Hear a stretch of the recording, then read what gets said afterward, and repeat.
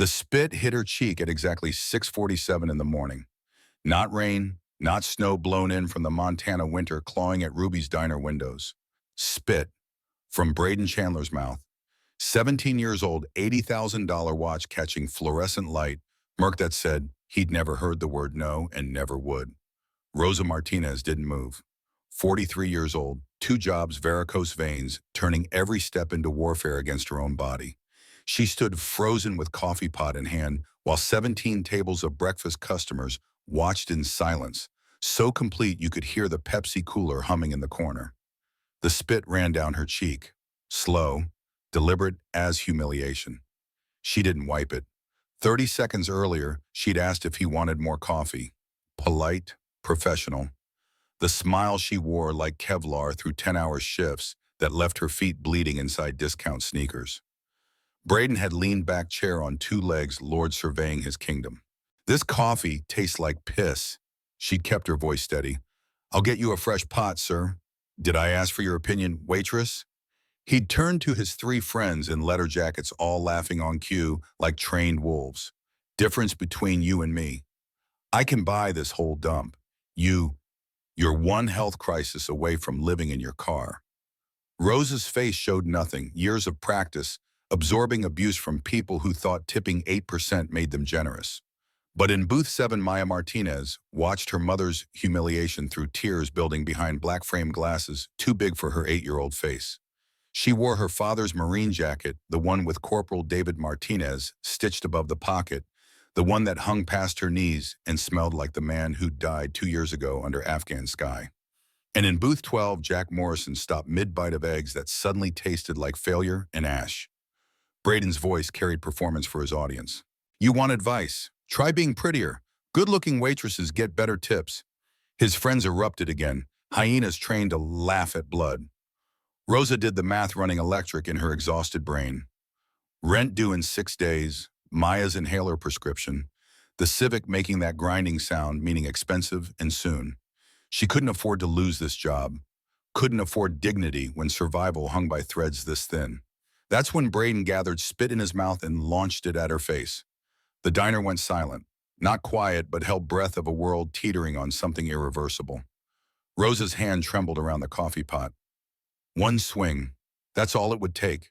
Shatter that smug face in this humiliation and glass spray and satisfaction and unemployment. But then rent and medicine and that grinding sound. She wiped the spit away with her apron. In front of everyone, I'll get that fresh coffee. Her voice didn't shake. Jack would remember that later, the steadiness. The dignity she refused to surrender even as everything else was stripped away. Maya slid out of booth 7, 60 pounds soaking wet, drowning in her dead father's jacket backpack with homework, an inhaler, and photo of dad in dress blues. She walked straight to Braden's table on legs that shook but didn't stop. Apologize to my mom. Her voice came out small, shaking, but clear as bells in the silence. Braden looked at her like something scraped off his shoe. What did you say, kid? I said, apologize. Maya's hands were fists. My dad said real men apologize when they're wrong. And you're wrong. The diner stayed silent, but now people were looking, really looking, at this tiny girl standing up to a teenage monster 3 times her size. Braden's face twisted into something ugly. Your dad's dead, kid. Maybe if he was smarter, he'd still be. The sound of Jack Morrison's chair scraping back echoed like thunder in a canyon. Jack Morrison, 62 years old, 6'2", shoulders that still filled out his leather vest after 40 years of riding and fighting and surviving. Scar down his left temple from all shrapnel outside Basra in '91, the kind that aches when weather turns cold, which in Montana in December meant it ached every damn day and twice on Sunday. He walked slow, deliberate, boots on linoleum. Each step measured the way men move when violence sits on their shoulder like a trained hawk waiting for permission. Braden's friends shut up immediately, survival instinct kicking in too late for their ringleader. But Braden's 17 years of never facing consequences didn't have that instinct yet. This your grandpa come to defend the stand-up. Jack's voice came out quiet, steel wrapped in gravel and time. What I said, stand up, son. Braden laughed, but it came out nervous. Pride wouldn't let him back down, though. Not in front of his friends, not in front of everyone watching. He stood. Jack looked at him and saw a child. Not a monster. A child who'd never been taught how to be a man. You're going to apologize to Rosa, each word clear and separate, and you're going to mean it. Then you're going to sit down, finish your meal quietly, and think about what kind of man you want to be. Braden's face went red. Rage and humiliation fighting for dominance. Fuck you, old man. Do you know who my father is? Don't particularly care. Richard Chandler, as in Chandler Industries, as in he owns this town. One phone call, and you'll son, Jack's voice went gentle, almost kind. I've had 17-year-olds point AK-47s at me in the desert. You think I'm scared of your daddy's lawyers? Something shifted in the diner. Recognition that this wasn't just another old man. This was something different. Something forged in places where fear meant death and hesitation meant watching your brothers bleed out in sand. Jack did something unexpected then. He knelt. Slowly, old knees, crackling like kindling, getting down to Maya's eye level. This man scarred and weathered and dangerous looking, making himself small for an 8-year-old girl. You okay, little warrior? Maya nodded, eyes still wet. Your dad was Corporal David Martinez, 10th Mountain Division. How did you? I recognize his unit patch. Jack touched the emblem on Maya's too big jacket. I was 1st Marine Division. Different branch, same fight. Your daddy was a hero. Braden said Braden's scared. That's why he talks like that. Scared people lash out. Brave people protect, like you just did for your mama. Maya's tears stopped.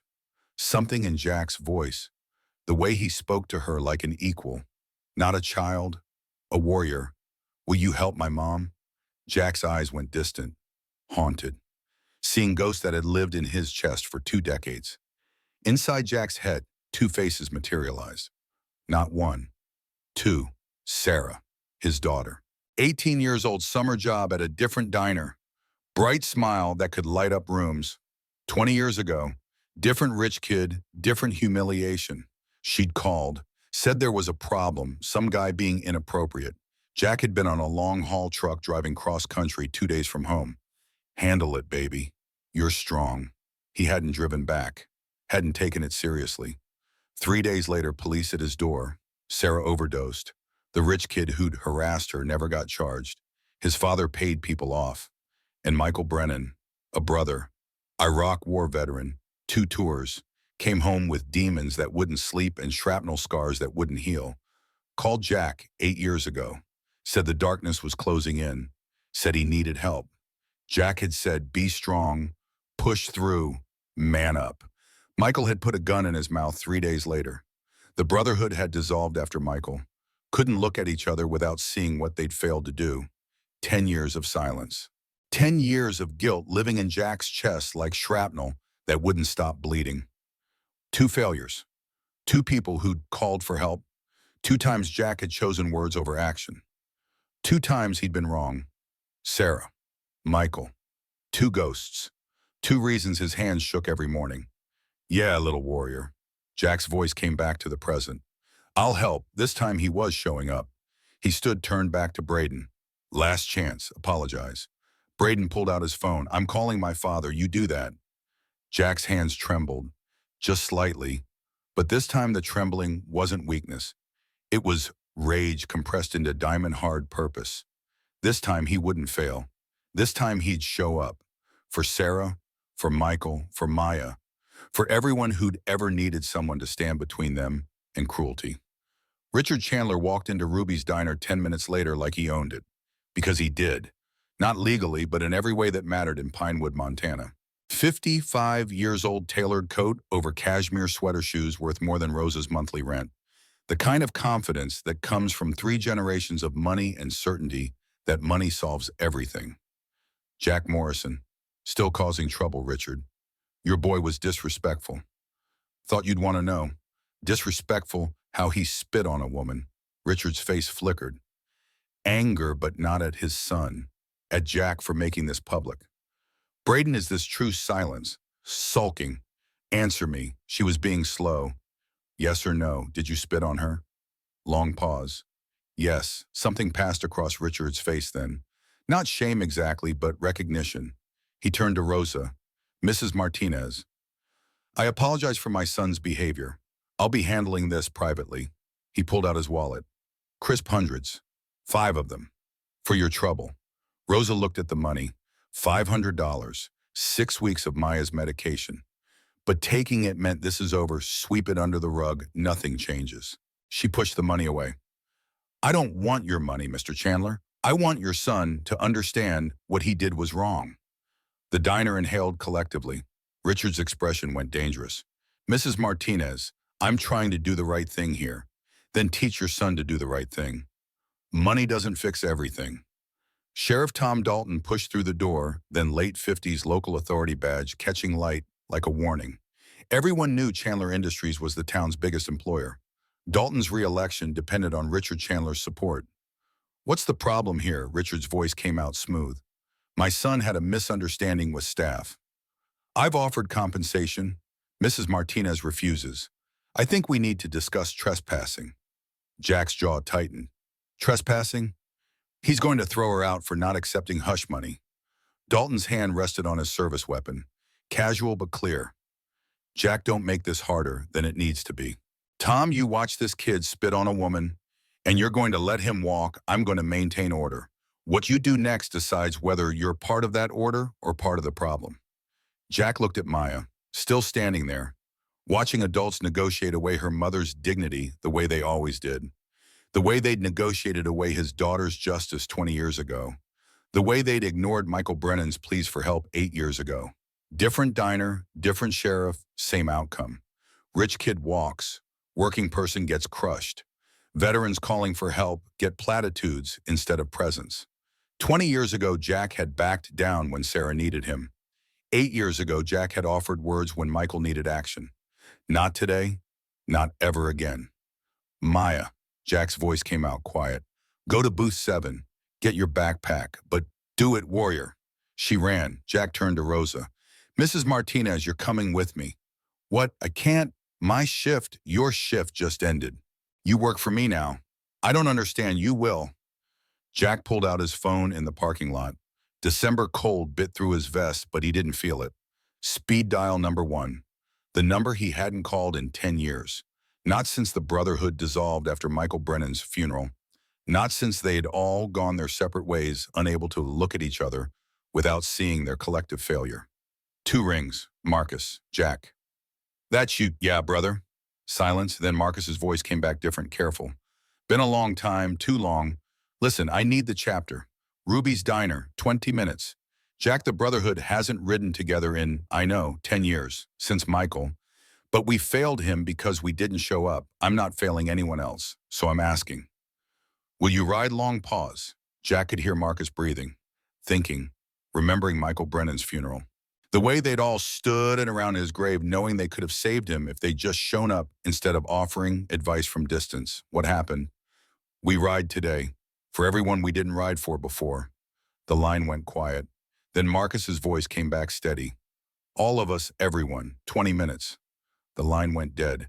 Jack turned to Rosa and Maya standing confused in the cold. Mrs. Martinez, you know the Iron Brotherhood. Rosa's face showed recognition and fear. The motorcycle club, that's us, or was.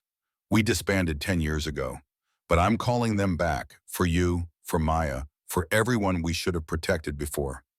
Jack, I appreciate what you did in there, but I can't get mixed up with what veterans who help people. We're not outlaws, ma'am. We failed someone once. A brother who needed help, and we weren't there. We've spent 10 years living with that. But failure only becomes permanent when you stop trying to make it right. Maya tugged her mother's sleeve. Mama, he's like Daddy. Look at his tattoo. Rosa looked. 1st Marine Division. Same as David's. Her eyes filled. David talked about you, Jack Morrison. Said you saved his unit in Kandahar. Said you were the best man he ever knew. Jack's expression shifted. Surprise, pain. David Martinez was my husband. Jack's throat closed. Your husband saved my life in Kandahar, twice. Called in air support when we were pinned down. Took fire meant for me. I owed him everything. And now his family needs help. So yeah, I'm showing up. Finally, the rumble started low, like distant thunder promising a storm. Then closer, louder, the ground trembling under their feet. Maya's eyes went wide. What is that? Jack smiled for the first time in what felt like years. That's family coming back together. They came around the corner in formation. Two abreast staggered military precision that spoke of years riding together and years apart remembering how. 23 motorcycles, 23 men, all wearing the same leather vest, the patch on back reading Iron Brotherhood MC Pinewood, Montana Est, 1987. At the lead rode Marcus Cole, 68 years old, white beard like Santa Claus, if Santa could bench press 300 pounds. President of the Iron Brotherhood, former Army Ranger. 2 tours in Vietnam he still saw every night when he tried to sleep. Beside him, Thomas Washington, 6'7", 280 pounds of solid muscle under his cut. They called him Bear for obvious reasons, but his smile when it came held nothing but gentleness.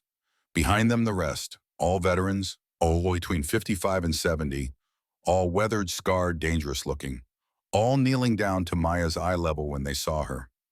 Marcus cut his engine. The silence after the roar felt like the world holding its breath. Who we riding for? Jack gestured to Rosa and Maya. Rosa Martinez and her daughter, David Martinez's family. Every biker went still. David Martinez, Marcus's voice came out reverent. 10th Mountain, same. Hell, Jack, you should have said. Marcus pulled off his sunglasses, eyes wet. That man saved half the coalition in Kandahar. We all owe him blood debt. He turned to Rosa. Ma'am, your husband saved my nephew's life in Afghanistan. Kid's name is Tommy Cole. Was pinned down by enemy fire. David Martinez exposed himself to covering fire to drag Tommy to safety. Got shot twice doing it. Kept going. Rosa was crying now. We owe your family a debt, and the Iron Brotherhood always pays its debts, even when we've been apart, even when we thought we'd failed too many times to deserve another chance. One by one, the brothers introduced themselves. William Chen, 65, former Army medic, Vietnam, still carried trauma kit on his bike. Sarah Mitchell, 62, Marine mechanic, who could fix any engine and earned her patch through skill, not gender. Raymond Kelly, 70, oldest member, Korean War, quiet as a ghost until he spoke, and then everyone listened. Carlos Rodriguez, 58, Iraq War Scout sniper with nightmares that riding helped quiet. Michael O'Brien, 67, former Army chaplain, spiritual center of the Brotherhood. He approached Jack separately. Been thinking about Michael Brennan a lot lately. Jack's hand started shaking again. Every day. We all failed him, brother. All of us, not just you. We told him to be strong when he needed us to be present. We gave him hotline numbers when he needed us to show up. We let him die alone because we didn't understand that brotherhood means more than patches and bikes. It means showing up even when it's hard. And now we don't fail again. Michael's voice was firm. That's why we came. That's why we'll keep coming. Because Michael Brennan is still calling us. Through every person who needs help. And we answer. Every time. And 12 others, each with a road name, each with a story, each with scars visible and invisible. Each of them carrying their own version of Michael Brennan's memory. Each of them ready to show up this time. Marcus looked at Jack. So what's the play? Braden Chandler needs to learn respect. His father thinks money solves everything. Sheriff's in the Chandler pocket. And we're going to teach the boy community service, hard work, humility. And if the Chandlers refuse, Jack's smile came out cold. Then we make it very uncomfortable for them to refuse. Rosa started to protest, but Jack cut her off. You're not asking. We're offering. This is what we do. What we should have been doing all along. We protect. We show up. We don't fail twice. Bear knelt down to Maya, produced a worn teddy bear from his saddlebag. My daughter's. She doesn't need it anymore. Thought you might want someone to keep you safe. Maya hugged the bear, looked up at Bear with wonder. Thank you, Mr. Bear. Bear's eyes went wet. Just Bear, little one, and you're welcome. 23 motorcycles pulled up to the gates of Richard Chandler's estate 30 minutes later. Mansion on the hill overlooking the whole town. Metaphor made concrete. Richard stood on his porch with Braden beside him. Sheriff Dalton and 4 deputies formed a line. Marcus cut his engine. The silence after the roar felt deafening. Richard, Marcus, this is private property. Public street. What do you want, Justice? I offered Mrs. Martinez compensation. Money isn't justice. Then what is? Jack stepped forward. Your son works, really works, service job, minimum wage, learns what it's like for the people he thinks he's better than. Braden exploded. I'm not working some shit job. Language. Richard's voice cracked like a whip. Then to Jack, absolutely not. Then we camp here, on this public street. 23 of us, 24-hour shifts, revving engines, making noise, drawing attention. Every news outlet in Montana will want to know why the Iron Brotherhood is protesting Richard Chandler. Richard's expression went calculating. You're blackmailing me. We're requesting accountability. There's a difference, long silence. 1 week. He works 1 week, then this is over. 1 month, 2 weeks. Final offer. Jack looked at Rosa. Her call. She thought about Maya, about David, about every person who'd ever been humiliated and had no recourse. 2 weeks. But I choose where he works. Braden Chandler stood in Ruby's diner the next morning, wearing a white apron and hairnet and rubber gloves he'd never touched in his life. Behind the line. Dishwashing station. Stacks of greasy plates, pans crusted with eggs, coffee cups with lipstick stains. Hot water, industrial soap manual labor. His face showed disgust, rage, humiliation in equal measure. Ruby, the diner owner, 70 years old and tough as boot leather, pointed at the dishes. You're going to wash everyone, by hand. No machine. You're going to scrub until your hands bleed, and then you're going to keep scrubbing. This is illegal. Your father agreed, so either wash or I call him and tell him you quit, which means the Brotherhood comes back. Braden grabbed a plate, started scrubbing. In the dining room, Maya sat in booth 7 with homework spread out. But really she was witnessing justice. Jack Marcus Bear and Doc Chen sat in the corner booth. Coffee and watching. Think it'll work? Marcus asked. Depends on the kid. Jack's voice came out tired. Some people can't change. Born broken. You don't believe that? I want to. But I've seen evil, Marcus. Real evil. Not all of it can be fixed. Doc Chen leaned forward. You thinking about Sarah? Jack's voice came out barely audible. Sarah and Michael. 2 ghosts, Marcus understood. 2 failures. 2 chances we didn't take. Jack's hands shook around his coffee cup. Sarah called me. I told her to handle it. She overdosed 3 days later. Michael called us. We told him to be strong. He put a gun in his mouth 3 days later. Same pattern, same failure, different victims. And Braden Chandler reminds you of the kid who hurt Sarah. Every second I look at him. But this time I'm here. This time I'm showing up. For Sarah, for Michael, for everyone we let down. So this isn't just about Maya's mother. This is redemption. Jack looked at his brothers, his weathered hands, his scars. Call it whatever you want. End result's the same. Kid learns, or doesn't. But at least I'll know I tried. At least I'll know I showed up instead of offering empty words from safe distance. Maya approached their booth and climbed in beside Jack. You watch him a lot, making sure he does the work. No, you watch him like you're waiting for something. What are you waiting for? Jack looked at this 8-year-old, her father's eyes, observant, sharp, waiting to see if people can change. Can they? Don't know yet. That's why I'm watching. Maya nodded, satisfied. My dad said you were sad sometimes. Is that why your dad talked about me a lot? Said you saved his whole unit, but that you blamed yourself for things that weren't your fault. He said the bravest people are the ones still fighting even when they're broken inside. Jack pulled out his wallet. Small photo, worn, creased down the middle. Sarah, 18 years old, smiling. That's my daughter. Where is she? She died. Long time ago. Like my dad, different. But yeah, gone. Maya touched the photo gently. Can I see her every day? So she's not lonely? Jack's throat closed up. Yeah, little warrior. You can. In the kitchen, Braden's hands were raw and bleeding after 3 hours of scrubbing. A customer sent back eggs, 2 runny.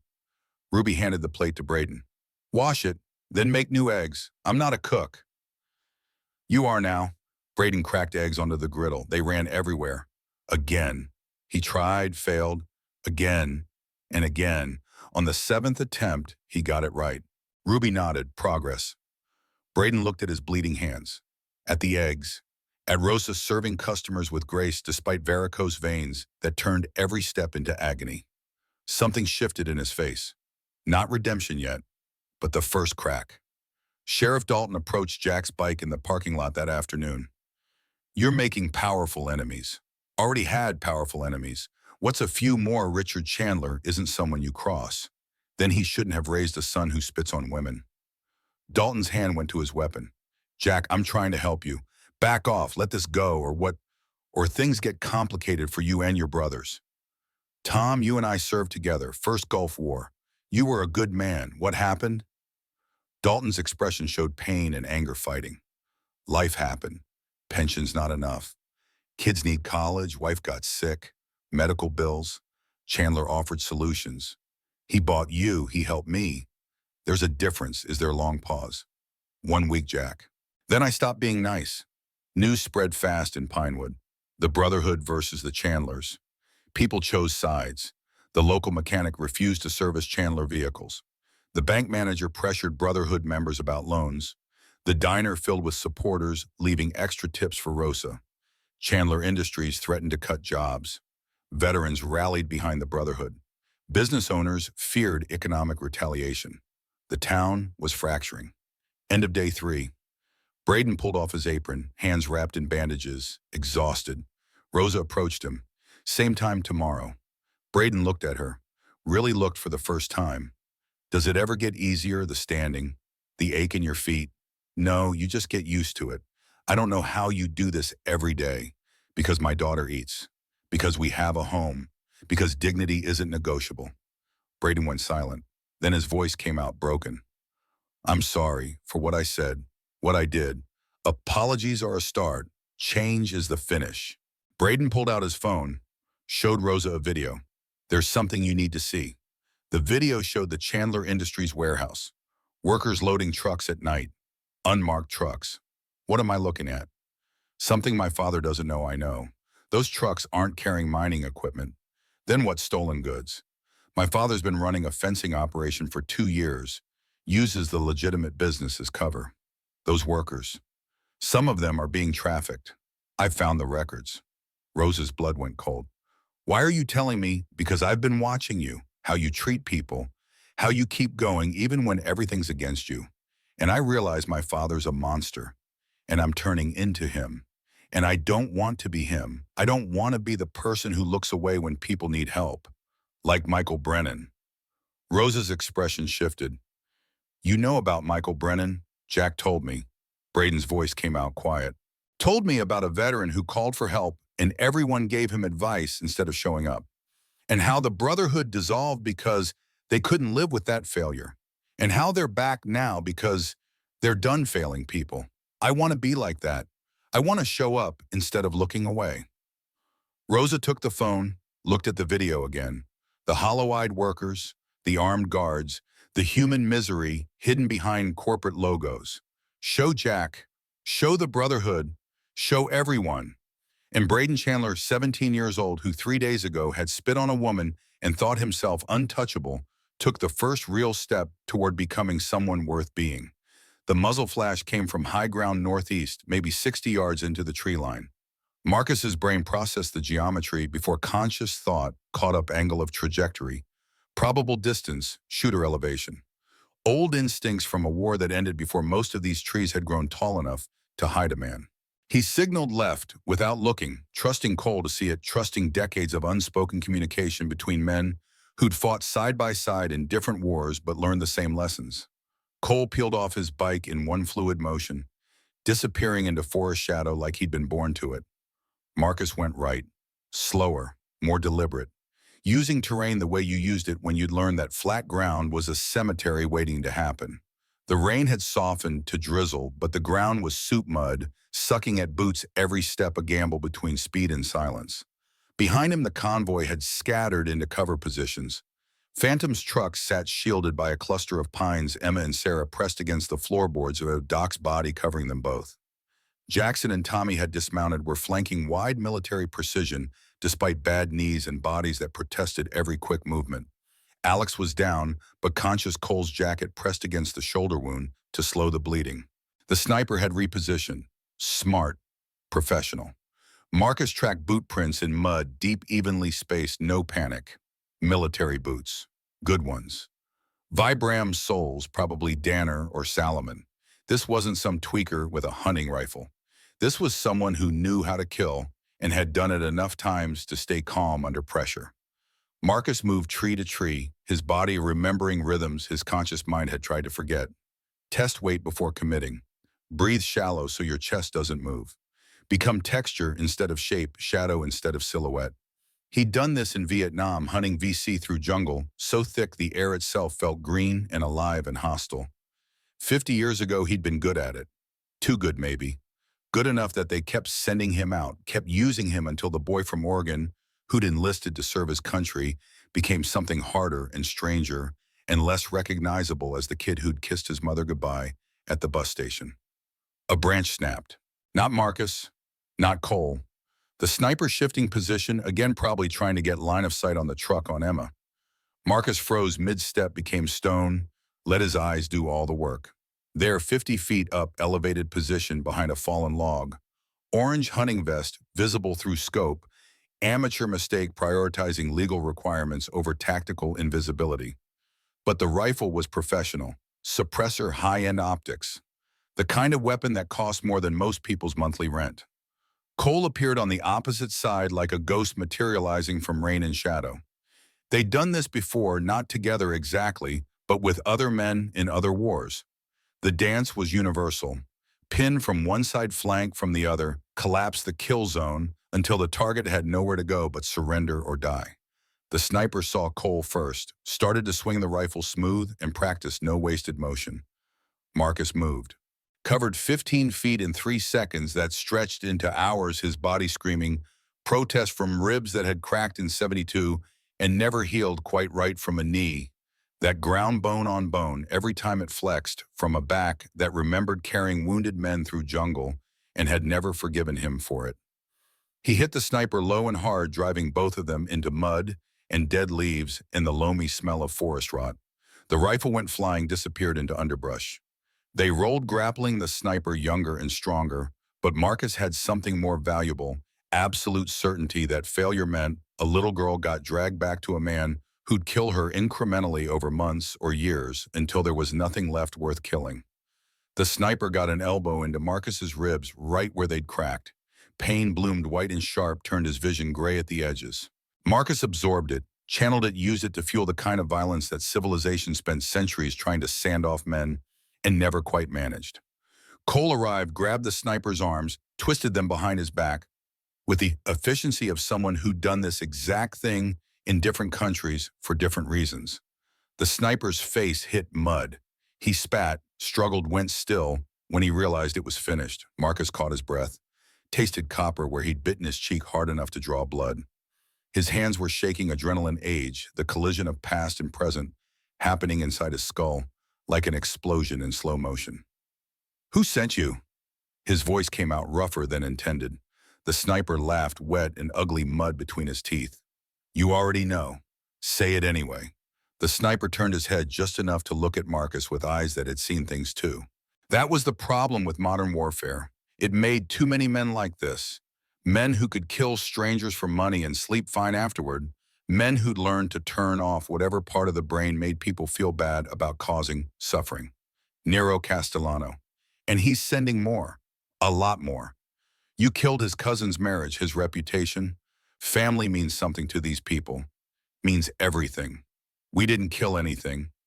Ray killed it himself when he put hands on a child. The sniper's smile had blood in it. Doesn't matter. Perception is reality in their world. Ray says you stole his property. Nero says nobody steals from family. So here we are. She's not property. Try telling them that. The sniper coughed.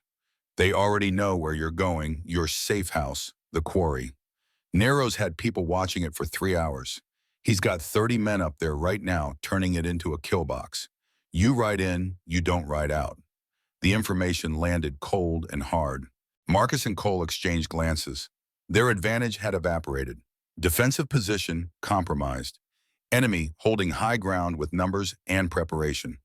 Cole pulled zip ties from his jacket pocket, secured the sniper's wrists, then his ankles. Checked him for weapons and found 2 knives, a backup pistol, and an ankle holster, and a phone that showed 19 missed calls from a contact labeled simply boss. Marcus took the phone, scrolled through messages. Most were encrypted, but a few text fragments were visible. Status, where are they? Kill the old one first, break the others. The sniper watched him read. You think you're heroes, protecting some kid you don't even know. But you're just old men playing soldier, pretending the world still works the way it did when you were young. It doesn't. Power wins, money wins. You lose. Marcus pocketed the phone. We'll see. They left him tied to a tree, conscious but immobile, close enough to the road that someone would find him eventually, but far enough that it wouldn't be tonight. The rifle went into the river, watched it sink into black water that would rust the firing pin into uselessness. The ammunition got scattered into underbrush where it would corrode before anyone found it. Back at the convoy, Doc had Alex stabilized. The bullet had gone clean through the shoulder, missing bone, and Major Vessel's either lucky or the sniper had aimed to wound instead of kill. Probably the latter. Nero wanted them scared, wanted them making mistakes born from fear and desperation. Marcus wouldn't give him that satisfaction. The convoy started moving again, slower now, every bike scanning shadows, every unexpected sound, triggering fight-or-flight responses that had been honed in different wars, but never quite faded. They made it 4 miles before Jackson's voice crackled over the radio. Headlights. Multiple vehicles. Coming fast from behind. How many? 4? Maybe 5. Not trying to hide. They want us to know they're coming. Can we outrun them?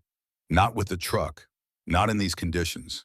Phantom's voice was steady, but Marcus heard the fear underneath. Road's too narrow. We try to rush, and we end up in the valley. Then we need a stop, somewhere defensible. Marcus scanned the road ahead. His mind worked through tactical considerations. Visibility, cover, escape routes, acceptable losses. Their lights ahead. Gas station. Only thing operating within 20 miles, probably. The gas station looked like it had been abandoned by Hope sometime in the 90s and reluctantly resurrected by necessity. 2 pumps with analog displays that probably hadn't been updated since Carter was president. Small store attached lights on inside, dim and flickering. A pickup truck parked near the door, old enough to have character, new enough to run. An old man stood in the doorway as they pulled in, rifle cradled in his arms. Not pointing it yet, but ready to his body language, screaming suspicion and fear in equal measure. 70 years old, maybe, face weathered by Oregon sun and rain and decades of small disappointments. The convoy stopped. Engines idled. Marcus dismounted slowly, hands visible, body language, projecting calm while his eyes tracked exits and cover and how fast he could close distance if this went bad. We need fuel. His voice stayed level, reasonable. In 5 minutes to catch our breath. We'll pay cash and be gone. The old man's eyes moved across the bikes, the leather, the patches that marked them as Iron Brotherhood. His grip tightened on the rifle. Not welcome here. Heard about you on the scanner. Kidnapping, child endangerment. Whole state's looking for you. Marcus's jaw tightened. That's not what happened. That's what they're saying. That's what dispatch is saying. That's what the sheriff's department is telling everyone within 100 miles. They're lying. The old man spat into gravel. That's what kidnappers always say. The truck door opened before Marcus could respond. Sarah climbed out first, then helped Emma down, the girl moving, stiff and careful, like everything hurt. They walked forward together, Emma pressed against her mother's side, both of them small and fragile in the fluorescent light that made everyone look half dead. Emma walked past Marcus, past the bikes, and the men who'd promised to protect her, right up to the old man with his rifle and his judgment and his absolute certainty about what was happening here. Her voice came out, quiet but clear truth, stripped of everything but itself. They didn't kidnap me. They saved me. She pulled up her sleeves, showed bruises, the fingerprint marks where Ray's hands had gripped hard enough to break blood vessels. Turned her head, showed where hair had been ripped out in clumps, the scalp still raw and weeping. Lifted her shirt just enough to show ribs that had been kicked or punched or both, purple and yellow and green in a timeline of violence. That man, my stepfather, did this. Has been doing this. For 2 years. My mom looked away. Our neighbors looked away. Police came once, and Ray told them I fell down the stairs, and they believed him because it was easier than caring. Emma paused. Let the evidence speak for itself. These men, they're the only ones who helped. The old man's face changed. Something behind his eyes shifted memory, maybe, or recognition, or the specific kind of pain that came from seeing your own failures reflected in someone else's suffering. His wife appeared in the doorway behind him, smaller, older gray hair, pulled back in a bun that belonged to a different era. She looked at Emma, and her face did something complicated. Grief and rage and understanding all fighting for space. The wife touched her husband's arm, gentle but absolute. Carl, let them through. But the scanner said, I know what the scanner said. Her voice was soft iron. I also know what I'm seeing. And I'm seeing a child who needed help and didn't get it until now. I'm seeing men who showed up when everyone else looked away. Carl lowered the rifle slowly, reluctantly, like he was giving up more than a tactical advantage. His face worked through emotions he probably didn't have names for. Fill up, no charge. And there's coffee inside. Hot chocolate for the girl. Marcus nodded. Didn't say thank you because some things were bigger than gratitude. Some things existed in a space where words were inadequate. The bikes moved to pumps. Sarah guided Emma inside, one arm wrapped tight around her daughter, like she was afraid someone would steal her if she let go. Inside smelled like decades of cigarette smoke, burnt coffee, and the particular sadness of places that had outlived their purpose but kept existing anyway. The wife, her name tag said Margaret, put on a fresh pot of coffee, made hot chocolate the way grandmothers do with real milk and actual chocolate, and the kind of care that comes from understanding exactly what absence of care does to children. Emma wrapped her hands around the mug. The same gesture she'd made at the clubhouse, like warmth was something precious and temporary, not to be trusted. Margaret watched her with eyes that knew things, that recognized the specific way trauma reshaped a body, the way it made you flinch before contact happened, made you apologize before anyone accused you of wrongdoing. How old are you, honey? 11. Emma's voice was small. Margaret's hands shook as she poured coffee for the adults. Her husband stood by the window, watching the road, the rifle now propped against the wall instead of held ready. He was doing his own calculations, weighing what the law said against what his eyes showed him, trying to reconcile the disconnect. Marcus's burner phone buzzed. Text from unknown number. Just a photo. No message. His blood went cold. A woman, mid-30s, dark hair, nurse scrubs torn at the shoulder.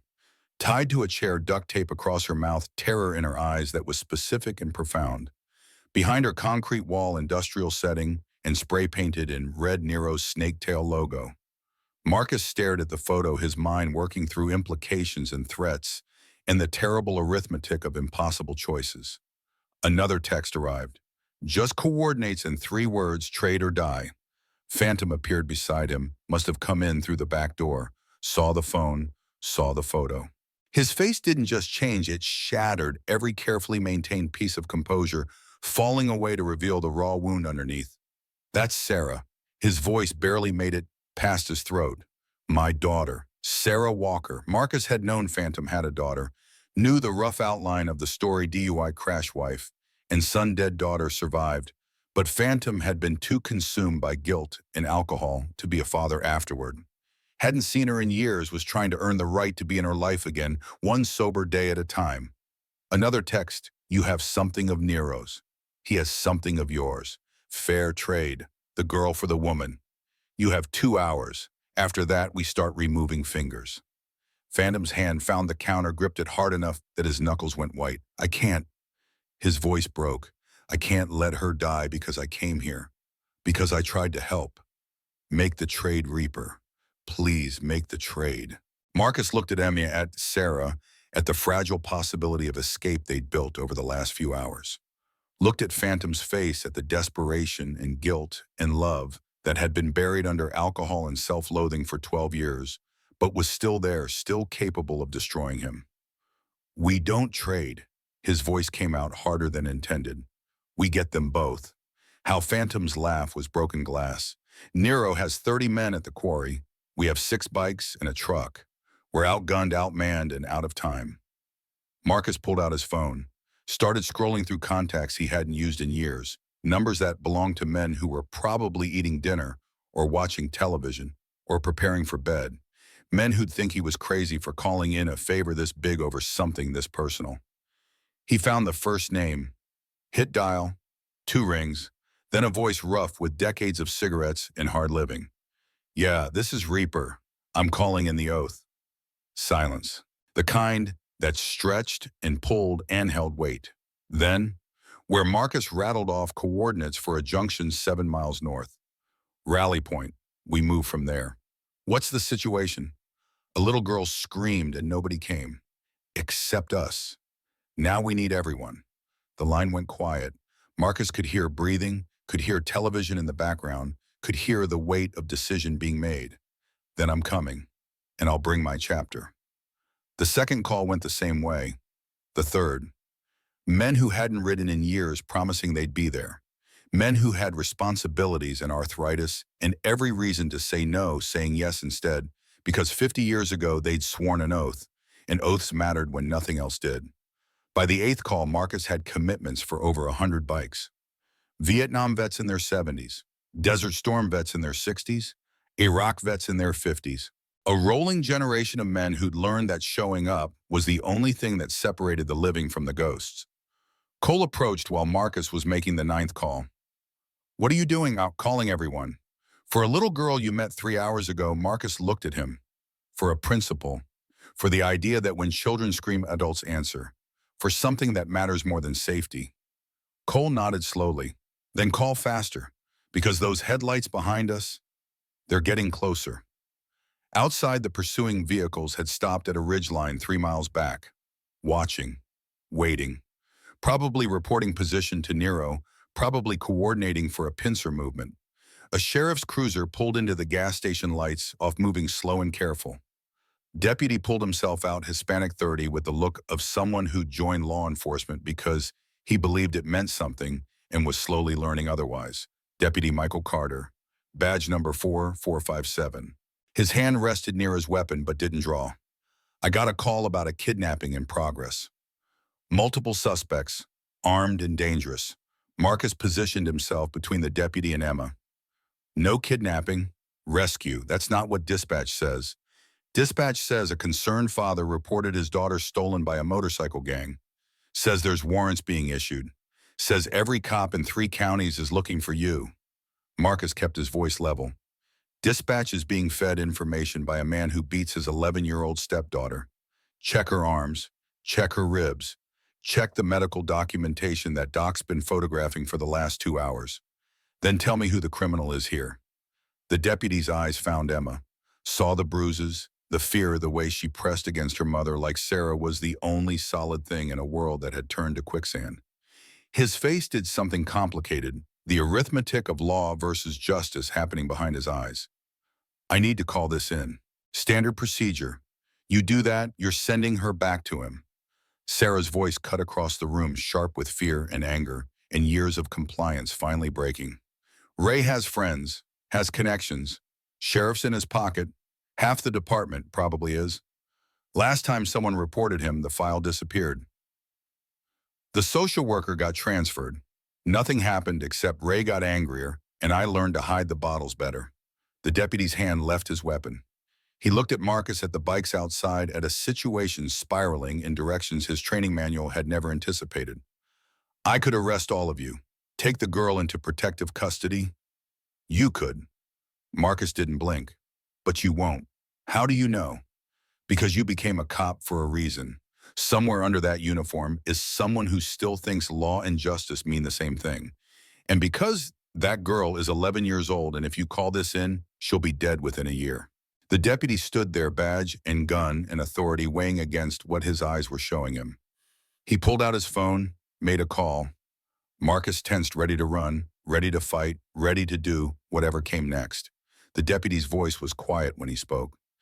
Dad, it's Michael. I need advice. Pause. No, not about policy. About doing the right thing when the right thing isn't legal. He walked outside, talked for 7 minutes while the coffee got cold, and Emma finished her hot chocolate, and Phantom stared at his phone like he could change what it showed through force of will. Deputy Carter came back inside, unpinned his badge from his uniform, set it on the counter next to his weapon. His hands were steady, but his voice shook. Vincent Castellano owns half the sheriff's department, has for 15 years. My captain, 3 sergeants, probably a dozen deputies on his payroll looking the other way, making evidence disappear. He looked at Emma. If I call this in, he'll know within 10 minutes. And you'll have 30 men with badges hunting you down. Some of them actually believe they're doing the right thing. Most just know which side their bread's buttered on. So what are you doing? Cole's voice carried suspicion. The deputy gestured at his badge and gun sitting on the counter. Giving you a head start, and maybe finally doing what I should have done 15 years ago when I found out my captain was dirty. Why now? Why help us? Carter's jaw tightened. Because 3 years ago, my sister's husband beat her until she couldn't see straight, couldn't think straight, couldn't remember who she'd been before him. And I did nothing because I told myself it wasn't my business, wasn't my jurisdiction, wasn't my place to interfere. She's dead now. Pills. The coroner called it accidental overdose, but I know better. It wasn't an accident. It was 3 years of being broken until she forgot how to stay alive. He looked at Emma. I didn't help her. Maybe I can help you. Marcus studied the man's face, looking for deception, finding only desperate sincerity. How long before they realize you're not checking in 30 minutes? Maybe 40 if the dispatcher's having a slow night. Where's Nero setting up Old Quarry? North End, high ground 3 sides, protected by rock walls, single access road.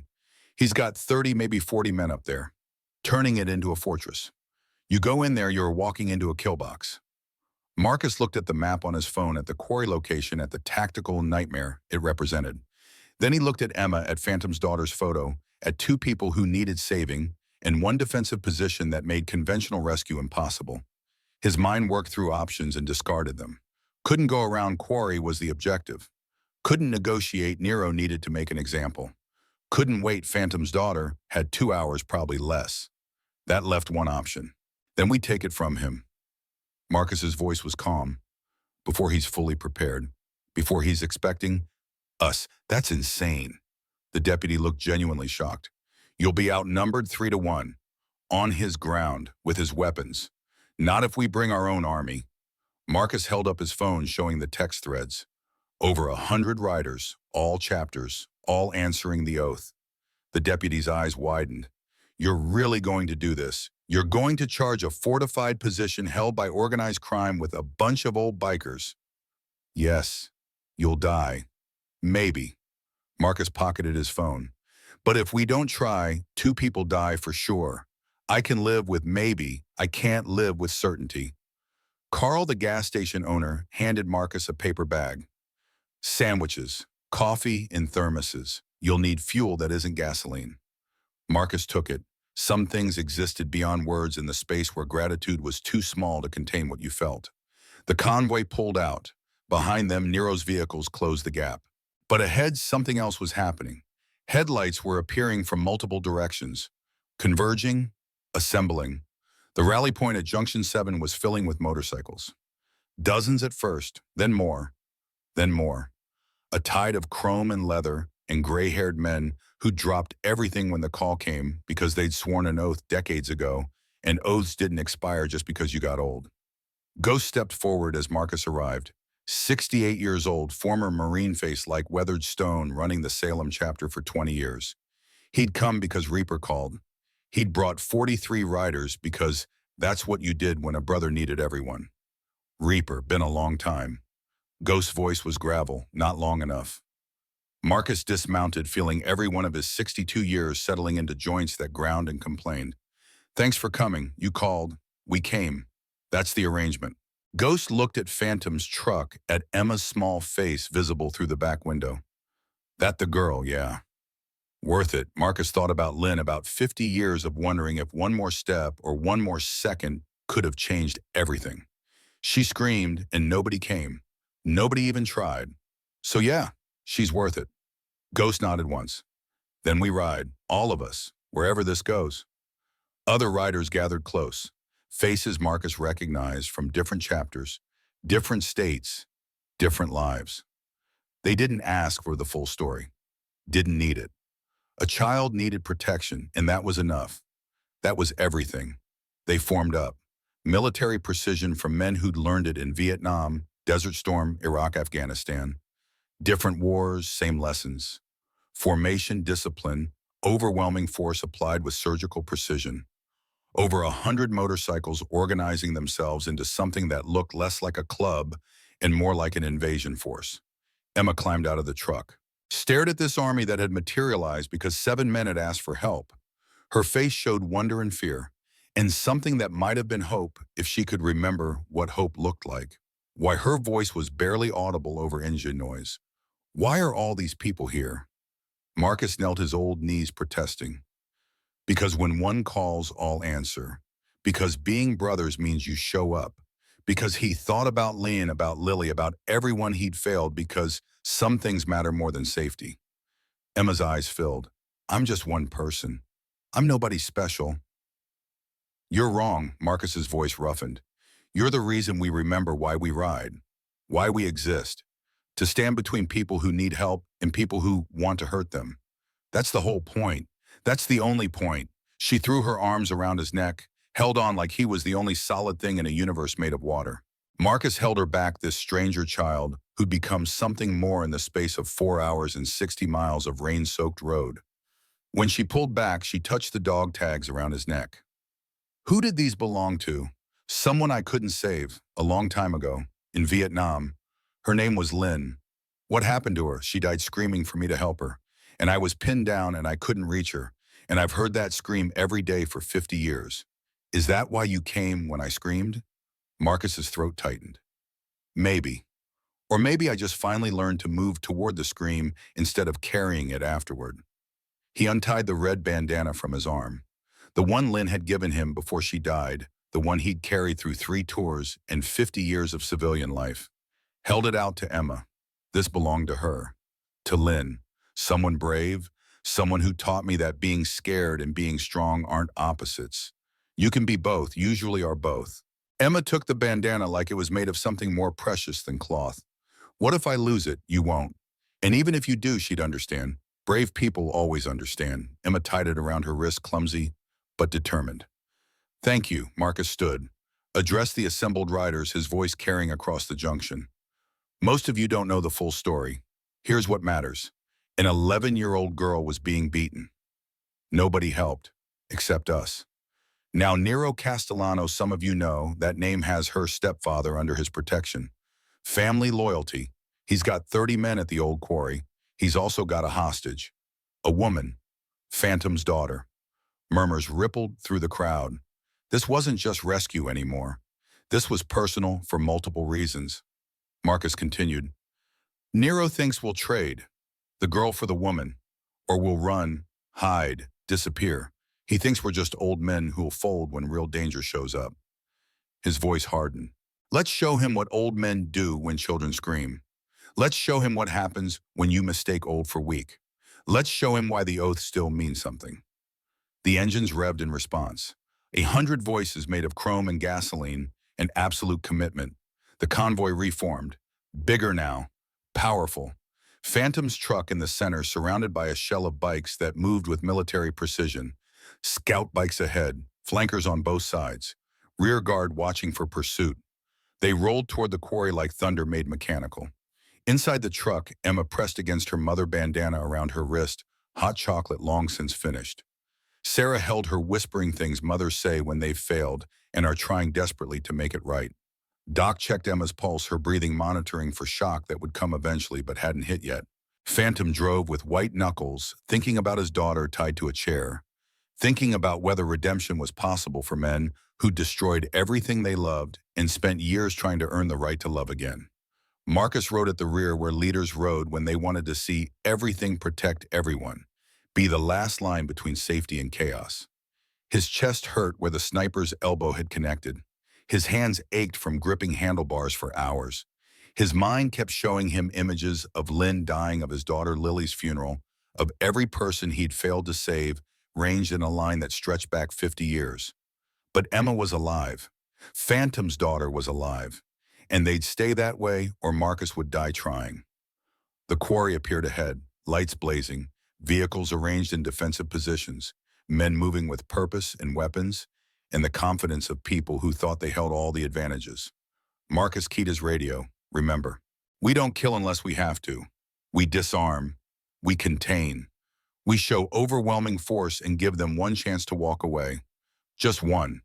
The convoy stopped a quarter-mile out, faced the quarry, faced Nero's fortress, faced impossible odds and the terrible arithmetic of violence. And every single rider revved their engine at the exact same moment. The sound was thunder, was judgment, was the promise that some debts could only be paid in showing up, and they'd shown up with everything they had. Ahead through the quarry lights, Marcus could see men scrambling, Nero's confidence cracking as he realized what he faced. Not 7 old bikers, an army, a brotherhood, a promise kept. Marcus's phone buzzed one last time. Text from Nero, "You're insane." Marcus typed back, "Yes, now let them go." He put the phone away, looked at Ghost, at Cole, at Tommy and Jackson and Alex with his shoulder wrapped but still riding, at Phantom, gripping the steering wheel like it was the only thing keeping him from flying apart, at Doc preparing medical supplies because people were going to bleed tonight and someone had to stop it, at Emma watching through the window, scared and brave and trusting them to finish what they'd started. "All right," Marcus's voice carried across the radio. "Let's bring them home." The convoy rolled forward, toward the quarry, toward confrontation, toward the moment when everything either worked or failed catastrophically. And in the distance, through rain that had started again, Nero watched them come with the slow realization that he'd miscalculated everything. The FBI descended on Pinewood like a biblical plague. 47 agents in 12 black SUVs, warrant paperwork thick as phone books, forensic accountants who could follow money through shell corporations and offshore accounts, the way Carlos Rodriguez could track enemy combatants across desert terrain. Richard Chandler's empire crumbled in 72 hours. Not metaphorically, actually crumbled. Federal seizure notices appeared on every Chandler Industries property. Bank accounts frozen. Assets locked. The mansion on the hill surrounded by yellow tape and agents carrying boxes of evidence that would take prosecutors 6 months to catalog. Braden watched from Jack's garage, standing beside men who, 3 days ago, he would have crossed the street to avoid. Now they were the only family he had left. His mother had called once. Lawyers instructed her to maintain distance. Liability concerns.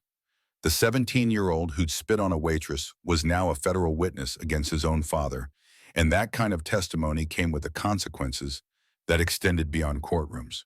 Bear brought him coffee. Black, no sugar, the way working men drank it. "Kid, you got somewhere to stay." Braden's laugh came out hollow. "My trust fund's frozen. My credit cards are canceled.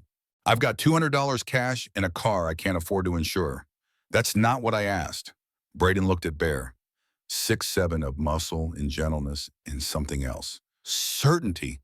The kind that came from knowing exactly who you were and what you stood for. "No, I don't have anywhere. You do now." Bear pulled keys from his pocket. "Apartment above my garage. Nothing fancy, but it's warm and it's yours as long as you need it. I can't pay rent, didn't ask you to. Asked you to keep showing up at that diner. Keep learning what work means. Keep becoming someone your kids will be proud of instead of ashamed." Braden took the keys. His hands shook. "Thank you. Don't thank me. Earn it." The preliminary hearing happened on a Thursday. Federal courthouse in Helena, 2 hours north. Jack rode with Marcus and Doc, Rosa and Maya, following in Rosa's Civic that Bear had fixed for free, because that's what brothers did. The courthouse steps were circus. News crews from Seattle and Denver and Salt Lake City. Protesters holding signs that said, "Protect our children and justice for victims." Counter-protesters hired by what remained of Chandler's legal team holding signs about due process and presumption of innocence. Jack pushed through the crowd with Maya's hand in his. People recognized him from news coverage. Some called him hero. Others called him vigilante. He ignored both. Heroes didn't carry ghosts of Sarah and Michael Brennan for decades. Vigilantes didn't work within systems, even when systems were broken. Inside the courtroom smelled like old wood and older justice. Richard Chandler sat at the defense table in an orange jumpsuit that probably cost less than his morning coffee used to. His lawyers surrounded him like antibodies fighting infection. The prosecution table held Assistant U.S. Attorney Jennifer Park, 38 years old, daughter of Korean War refugees, reputation for taking apart organized crime figures the way surgeons remove tumors.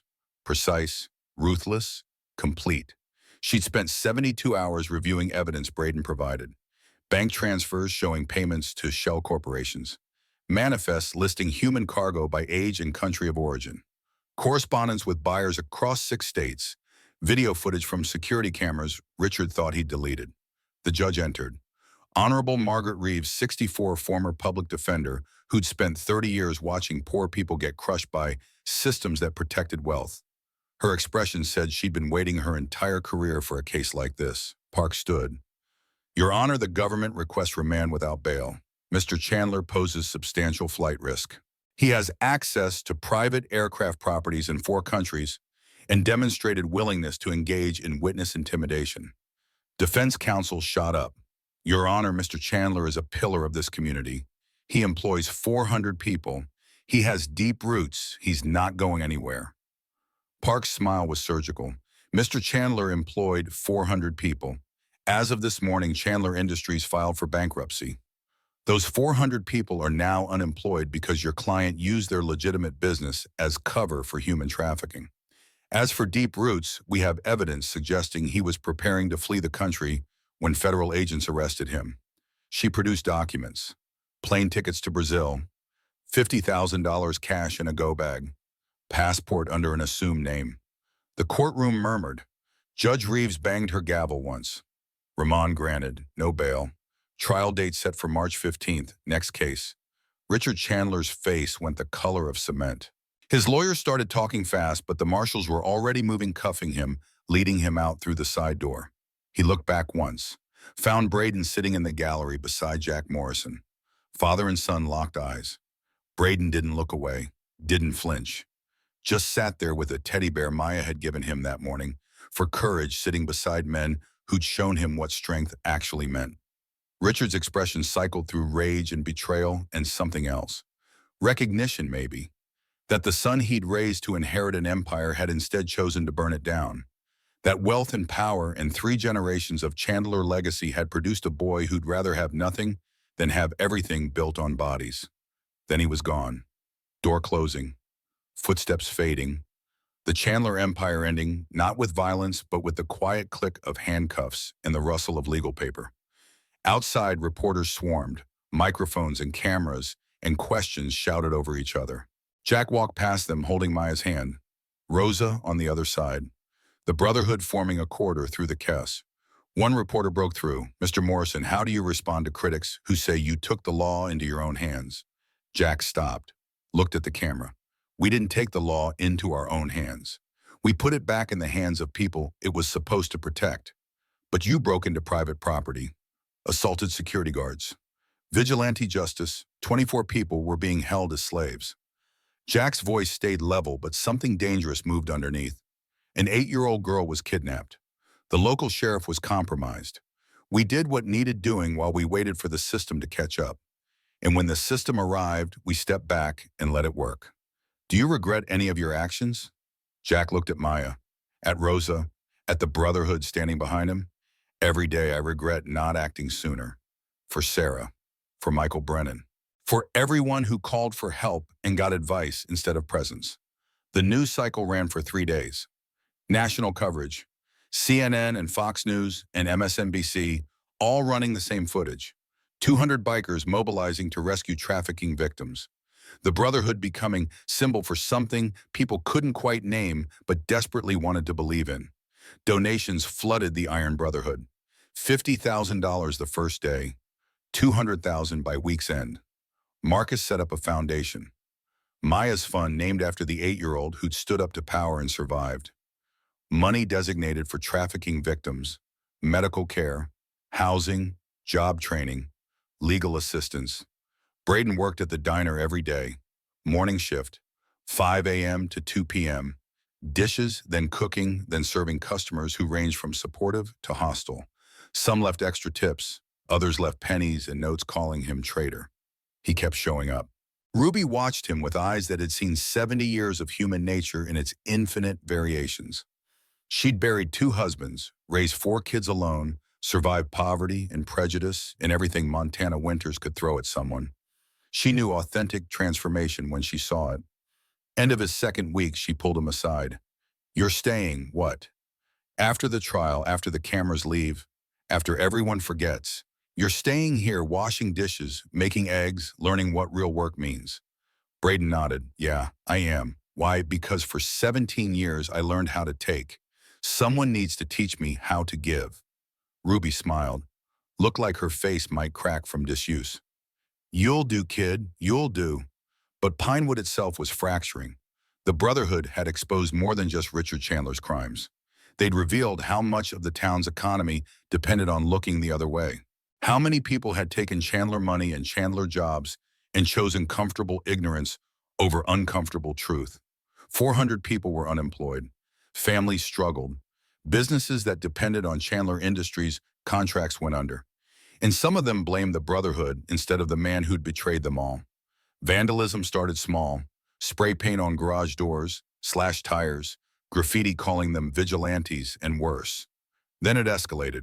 Marcus's bike torched in his driveway. Bear's garage windows smashed.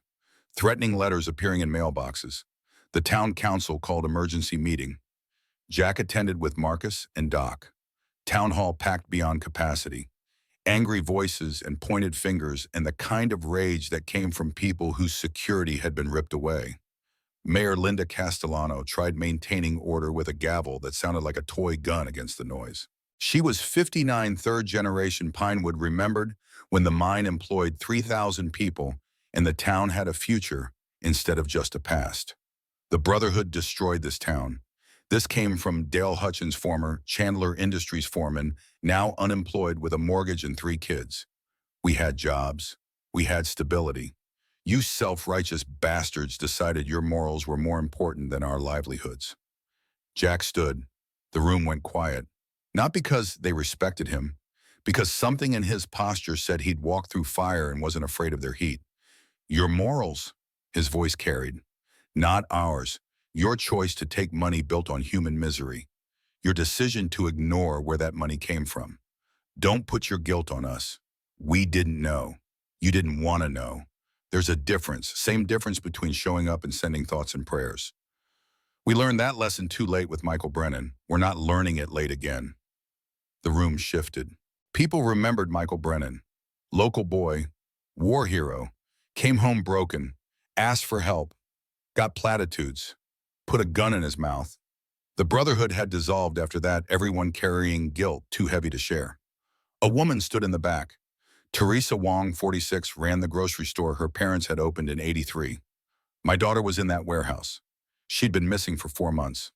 Police said she probably ran away, that she was a troubled kid looking for attention. The Brotherhood found her in 18 hours. So when you talk about what they destroyed, remember what they saved. Another voice. Frank Delgado, Vietnam vet, 71, wheelchair bound. I served with Marcus in '68. We walked through hell together. And I'm telling you now, if the Brotherhood hadn't acted, those 24 people would be dead or disappeared. Sometimes the law needs help catching up to justice. The meeting dissolved into argument that went nowhere. People choosing sides based on whether their immediate comfort mattered more than uncomfortable truth. Jack left halfway through. Nothing to be gained from watching people twist themselves into knots justifying cowardice. Outside, Braden waited by Jack's bike. They're scared. Yeah, scared people do stupid things. Jack looked at this kid who 3 weeks ago had been one of them, now standing in December cold, waiting to warn the men who'd destroyed his life and given him a new one. Yeah, they do. The stupid thing came 2 nights later. Jack was home alone.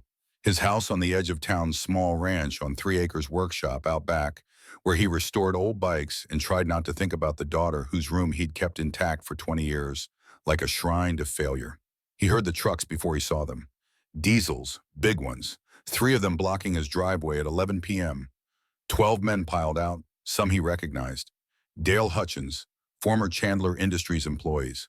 Others were strangers, probably hired, the kind of men who showed up when violence was needed and conscience was optional. Dale led them, carried a baseball bat. Others had tire irons and anger and the false courage that comes from numbers. We're done with you, Morrison, done with your Brotherhood thinking you're better than us. Jack stood on his porch, didn't move, didn't reach for the phone or the shotgun inside. Just stood there in the cold with his breath fogging and his hands loose at his sides. Leave now while you still can, Or what old man Dale took a step forward? You'll call your biker friends, we're not scared of you anymore. You should be. The voice came from the darkness. Maya stepped into the porch light, 8 years old, wearing her father's jacket, holding her phone with 911 already dialed. What the hell is a kid doing here calling the police? Maya's voice didn't shake, and recording everything. Her phone was pointed at Dale's face, red light showing it was capturing everything. You want to hurt Mr. Jack, you do it on camera. Let everyone see what you really are. Dale's face went uncertain. Put the phone down, kid. No, I said put it down. And I said no, my daddy died fighting bullies. Mr. Jack showed up when nobody else would. I'm not scared of you. Jack's throat closed up. This 8-year-old warrior standing between him and violence because she'd learned from her father and from him that standing tall when you're scared is what bravery means. Dale raised the bat, the other men moved forward, and then headlights lit up the driveway. Not one truck, 20. The entire Iron Brotherhood pouring onto Jack's property in response to the alert Doc had sent when his security system caught the first truck entering the property line. 200 men in 12 minutes. All of them stepping off bikes.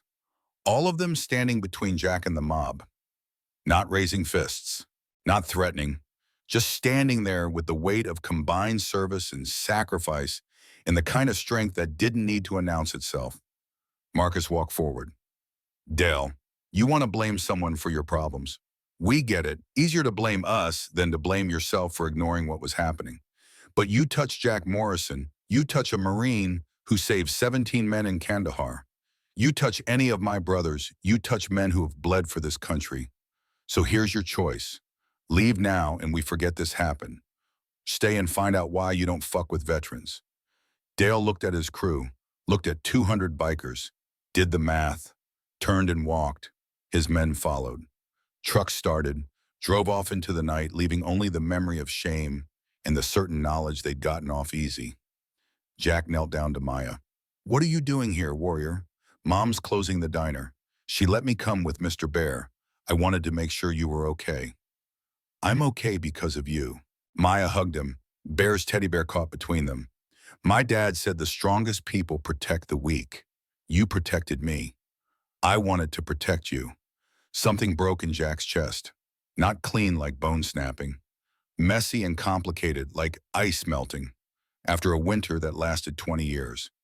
He'd spent 2 decades believing he'd failed Sarah. Failed Michael Brennan. Believing he didn't deserve redemption or forgiveness or another chance. And this 8-year-old had just shown him what his daughter would have wanted. Not his guilt, his continued service. His decision to keep showing up even when showing up was hard. The tears came then, silent, unstoppable. 20 years of grief and shame and failure pouring out in front of 200 brothers who'd seen him at his worst and stuck around anyway. Marcus put a hand on Jack's shoulder. Let it out, brother. You've earned it. And Jack did. He let himself break in front of Maya and the Brotherhood in the Montana night that suddenly felt less cold. Let himself feel the weight of Sarah's loss without the added burden of believing he deserved it. Let himself feel Michael Brennan's absence without drowning in guilt. Let himself imagine that maybe his daughter and his brother were somewhere watching him kneel down for an 8-year-old and thinking, yeah, finally got it right. Doc Chen pulled Maya gently away. Let's give him a minute, little one. Is he okay? Yeah, he's healing. The trial started March 15th as scheduled. Federal Courthouse Helena. Jury selection took 3 days. 6 men, 6 women ages ranging from 32 to 68, farmers and teachers and small business owners, and 1 retired Air Force colonel who'd served in Vietnam with Marcus. Prosecutor Park built her case like she was constructing a cathedral. Foundation first. Bank records showing Richard Chandler moving money through 17 shell corporations. Testimony from forensic accountants tracing every dollar from legitimate business to human cargo. Then the walls, manifests, purchase orders, correspondence with buyers that use the language of livestock trading to describe human beings. Then the roof, the victims themselves, 24 people taking the stand, speaking through translators when necessary, describing how they'd been promised us and given slavery, how they'd been held in the mine complex with armed guards and threats against families back home, how they'd lived in darkness until 200 bikers showed up like an army of angels wearing leather and denim. Defense counsel tried poking holes, suggested victims were lying for asylum benefits, argued the correspondence was taken out of context, claimed Richard had no knowledge of his facility being used for trafficking. Someone on his staff had gone rogue. He was a victim too, of betrayal, of ambitious prosecutors, of a media circus that had already convicted him in public opinion. It rang hollow, especially when Braden took the stand, 17 years old, wearing a suit someone from the Brotherhood had bought him, haircut professional, hands still calloused from 3 months washing dishes. He walked to the witness box looking like someone who'd aged a decade in 12 weeks. Park stood. "Mr. Chandler, please state your relationship to the defendant." "He's my father." "And you lived in his house your entire life?" "Yes." "Were you aware of his business practices?" "Not at first." Braden's voice stayed steady. "I thought my father was a legitimate businessman. Someone to be proud of. Then 3 months ago, I found files on his computer. Bank transfers, manifests listing people as cargo, communications with buyers across multiple states." "What did you do with this information?" "Nothing." Braden's shame was visible. "I did nothing for 3 months. I told myself it wasn't my problem, that confronting him would cost me everything. So I looked away, just like everyone else in Pinewood. Just like people looked away when Michael Brennan needed help. Just like people looked away when Sarah Morrison called for her father." Defense counsel objected. "Relevance, Your Honor." Judge Reeves stared him down. "The witness is explaining his state of mind." Overruled. Park continued. "When did you decide to come forward when they kidnapped an 8-year-old girl?" "Maya Martinez. She was 8 years old and they took her to use as leverage against the Brotherhood. And I realized I had a choice. Keep protecting my father and become him. Or turn over the evidence and maybe become someone worth being. Someone who shows up instead of looking away. You understand the consequences of your testimony. I understand my trust fund is gone. My family has disowned me. I'll probably never go to college. But I can look at myself in the mirror. That's worth more than money." The courtroom was silent. Defense counsel tried cross-examination, tried suggesting Braden was lying for attention, that he resented his father's authority, that he'd fabricated evidence. But Braden didn't crack. He'd spent 3 months learning that real work meant showing up even when everything hurt. This was just another kind of work. Richard Chandler took the stand in his own defense, against his lawyer's advice. Pride wouldn't let him sit silent while his son called him a monster. He wore his expensive suit, his confident bearing, his certainty that charisma and status could override evidence. He spoke about building Chandler Industries from his father's legacy, about employing 400 people, about contributions to the community, about being a pillar of Pinewood for 30 years. Then Park stood for cross-examination. "Mr. Chandler, you claimed ignorance of trafficking operations occurring at your facility. Is that correct?" "That's correct. Yet you personally signed a lease agreement as for the Blackstone Mine Complex. My staff handles routine paperwork." Park produced a document. "This isn't routine. It's a personal guarantee of liability. Your signature. Your notary. Dated 3 years ago. You knew exactly what that property was being used for." Richard's confidence flickered. "That's a standard business document." "Standard for what business, Mr. Chandler? What legitimate operation requires you to personally guarantee liability at a remote mining facility?" "Storage. Equipment storage. Equipment that requires armed guards on 24-hour rotation, that generates power bills suggesting full occupancy, that receives regular deliveries of food and medical supplies." "I wasn't involved in day-to-day operations." Park smiled. "Then let's talk about something you were involved in. Bank transfers, $200,000 to a company called Blackstone Holdings, an LLC registered in Delaware. Want to guess who owns Blackstone Holdings Silence? You do, Mr. Chandler. You're paying yourself to lease property you already own. Why would you do that unless you were deliberately creating false paper trail? That's a mischaracterization, is it?" Park produced more documents. "Here's the ownership structure. Chandler Industries owns the mine. Blackstone Holdings leases it. You own both companies. You're essentially paying yourself rent. That's not business practice. That's money laundering." Defense counsel objected. "Speculation." Judge Reeves looked at the documents. Overruled. "Answer the question, Mr. Chandler." Richard's face was cement. "I want to invoke my Fifth Amendment rights." "Too late." You chose to testify. Answer the question. And Richard Chandler, who'd spent 30 years believing money made him untouchable, realized in that moment he'd lost. Not just the trial, everything, legacy, reputation, freedom.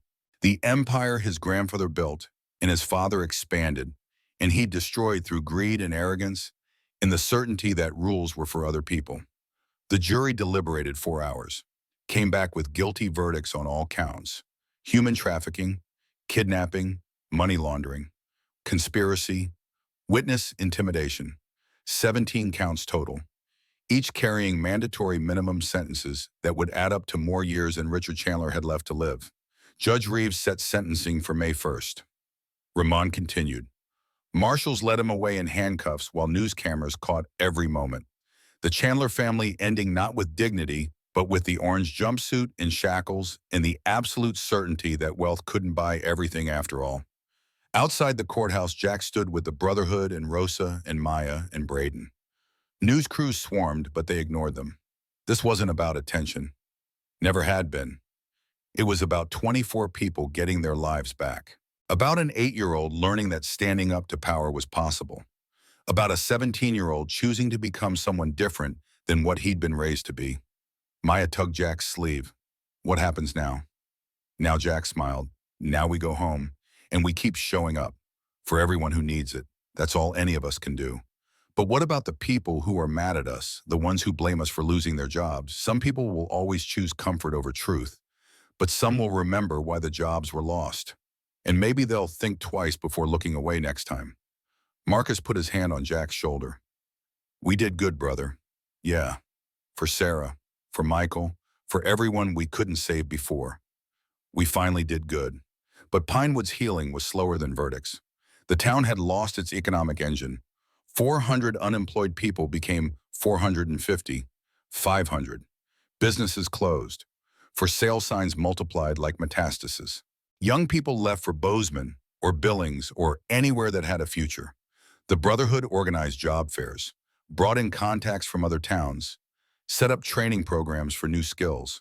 But you couldn't replace a company that had employed 1 in 6 people overnight. Recovery would take years, maybe decades. Some people thanked them, others cursed them. Most just survived day to day and tried not to think about what could have been if they'd looked away like everyone else. Sheriff Tom Dalton resigned, no charges filed. Federal prosecutors cut a deal. He'd testify against Chandler, lose his pension, but avoid prison. Small mercy for a man who'd spent 20 years compromising himself one decision at a time until he'd become someone he didn't recognize. His replacement was Deputy Frank Morrison. No relation to Jack. Young guy, 32, Afghanistan veteran, Purple Heart. He walked into the sheriff's office on his first day and found a note from Dalton taped to the desk. Don't make my mistakes. The job is serving people, not serving yourself. I forgot that. Don't you forget it. Frank kept the note, pinned it above his desk. Reminder that good intentions without good choices meant nothing. Braden continued working at Ruby's Diner. 6 months, then a year. He enrolled in community college, criminal justice program. People asked why. He said because he'd seen what justice looked like when it actually worked and wanted to be part of that system instead of the problem. He moved from Bear's apartment to a tiny rental he shared with 2 other students, kept his diner shifts, kept showing up at Brotherhood gatherings. Not a member. You had to be a veteran, but honorary family, the kid who'd burned his life down and built something better from the ashes.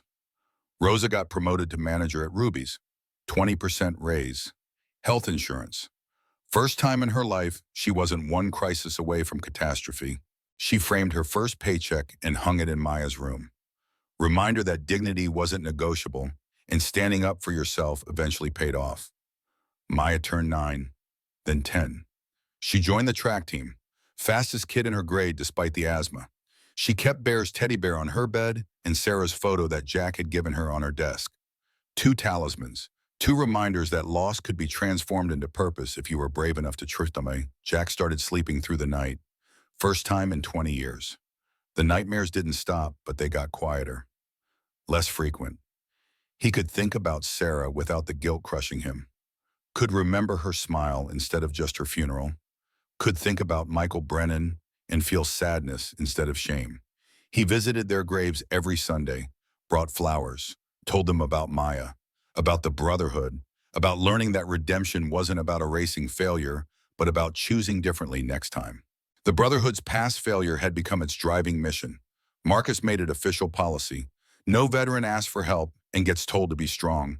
No veteran calls and hears dial tone. Show up or shut up.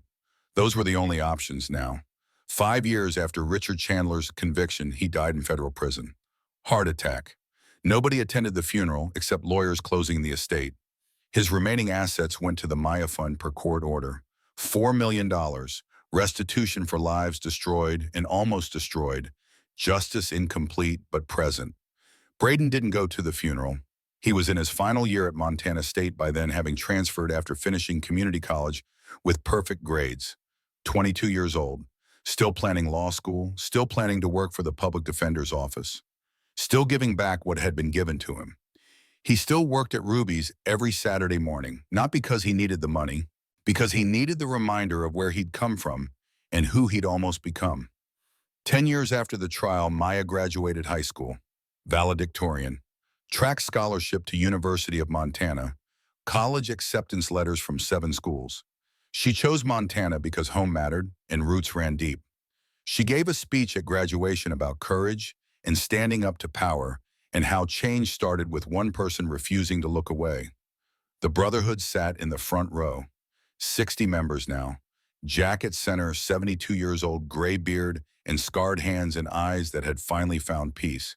He wore Sarah's photo pinned to his vest. Wore it everywhere. Reminder that loss could become purpose. That failure could become mission. That redemption wasn't about erasing the past, but about choosing better futures. Maya's speech ended with a story. When I was 8 years old, I watched a boy spit on my mother, and I thought that was just how the world worked. Rich people hurt poor people, and everyone looked away. But then a Marine named Jack Morrison knelt down and looked me in the eye and said, "No, that's not how it works. That's how it worked. But we can change it." And he did, and we did. And now I'm standing here telling you that you can too. You can be the person who shows up, who doesn't look away, who chooses courage over comfort, because that's what changes the world. Not laws or money or power, just people choosing to stand tall when they're scared. The audience stood, applause thundered, and Jack Morrison cried for the 3rd time in a decade. Not from grief this time, from pride, from the certainty that Maya understood what her father David had died for, what Sarah would have wanted, what Michael Brennan's death had taught them all. That showing up mattered, that standing together worked, that sometimes old men on motorcycles could change the world by simply refusing to look away. The years that followed brought quiet growth. Maya earned her degree in social work, came back to Pinewood to work at the shelter the Maya Fund had established. Braden graduated law school at 25, spent 2 years as a public defender in Helena before returning to open a practice in Pinewood, defending people who couldn't afford lawyers, winning cases that mattered, earning respect that couldn't be bought. The Maya Fund grew to $5 million. They bought the old Chandler mansion, converted it into a comprehensive facility, named it Sarah's house, after Jack's daughter, the girl who'd needed help and didn't get it, the loss that had launched a mission that had saved dozens of lives and counting. Medical care, counseling, job training, housing for up to 30 people at a time. Braden handled all their legal work pro bono. Maya ran the social services programs. Rosa volunteered every weekend. The Brotherhood provided security and maintenance, and the kind of protective presence that said nobody here would ever be victimized again. And Jack Morrison, now 73, decided it was time. He called a meeting, not at the clubhouse, at Ruby's Diner, table 7, where it had all started with spit and courage and an 8-year-old choosing bravery over fear. They gathered on a Saturday evening after the diner closed. Jack and Marcus and Bear and Doc, Rosa and Maya and Braden, Ruby in her wheelchair, 80 years old now, sharp as ever. New Brotherhood members and old, veterans and honorary family. People who'd learned that Brotherhood meant showing up even when showing up was hard. Jack stood, tapped his water glass for attention. "I'm stepping down as president. 73 is time. Been leading for 8 years. Someone younger should carry it forward." Groans of protest. He raised his hand. I'm not disappearing, just passing the torch. And I'm recommending Braden Chandler as next president. Shocked silence. Braden's face went white. Jack, I'm not a veteran. I can't. You're a veteran of a different kind of war. Jack's voice was firm. You fought yourself and won. You burned your life down because it was built on bodies. You've spent 10 years proving that people can change.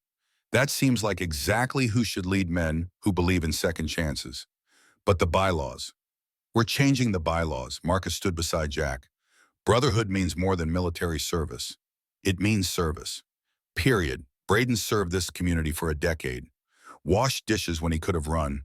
Testified when he could have stayed silent. Came back when he could have left. That's a brother. The vote was unanimous. Braden Chandler, 27 years old, former rich kid who'd spit on a waitress, new president of the Iron Brotherhood. He stood shaking, looking at men who'd shown him what strength meant. I don't deserve this. Jack put the patch in his hand. None of us do. That's why we keep earning it. Every day, by showing up, by choosing better, by being the people Michael Brennan needed, the people Sarah needed, the people we all needed when we were lost and broken and didn't know how to ask for help. Braden took the patch, tears streaming. I won't let you down. You already haven't. Jack's voice was gentle. That's why you're here. They rode one more time with Jack leading, 60 bikes, through Pinewood streets that had seen them at their lowest and watched them rise, past the courthouse where justice had been served, past Sarah's house where 30 trafficking survivors currently lived and healed, past the diner where it had all started with spit and courage and refusal to look away. They rode to the cemetery on the edge of town, to the section where veterans rested, to two stones side by side. Sarah Ann Morrison, 1976-2004, beloved daughter. Michael James Brennan, 1981-2014, brother in arms. Jack knelt down between them, old knees crackling but still working, still able to kneel for what mattered. He placed flowers on each grave, fresh ones, like he did every Sunday without fail for 10 years. We did it. His voice came out quiet, but the 60 men behind him heard every word. We figured out how to show up, how to be the people you needed us to be, how to turn our failure into mission and our guilt into purpose. Behind him, 60 men stood in silence, helmets off, heads bowed, honoring the dead by living better, by showing up, by proving that sometimes old men on motorcycles could change the world one act of courage at a time. Sarah, baby girl, Jack touched her stone. I know you've been watching. I know you saw me kneel down for Maya that first day. Saw me finally do for someone else what I didn't do for you. I'm sorry it took me so long to learn, but I learned. And I'm not stopping. He turned to Michael's stone. And you, brother, we let you down. All of us. We gave you words when you needed presence. We told you to be strong when you needed us to be strong enough to carry you. We failed you, but we're not failing anyone else. Every veteran who calls us now gets a visit within 4 hours. Not advice, not platitudes. A visit, a brother, a hand. We learned from you, Michael. Hard lesson, but we learned. Maya approached, knelt beside Jack, put her hand on Sarah's stone. I never met you, but Mr. Jack talks about you all the time. Says you were brave and funny and saw right through people's bullshit. I think we would have been friends. Jack's arm went around her shoulders. Yeah, warrior. You woulda, and I promise, Maya's voice was steady. I promise to keep showing up, to keep standing tall when I'm scared, to keep being brave like my dad and like Mr. Jack taught me. So you can rest. We've got this. Braden stepped forward, knelt on Jack's other side. Michael Brennan, I never knew you, but Jack told me your story. How you asked for help and got told to be strong. How that broke you. How your death broke the Brotherhood for 10 years. He looked at the assembled bikers.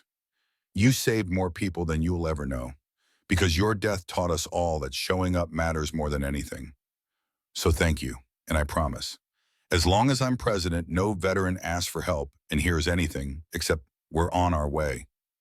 Rosa knelt, placed flowers.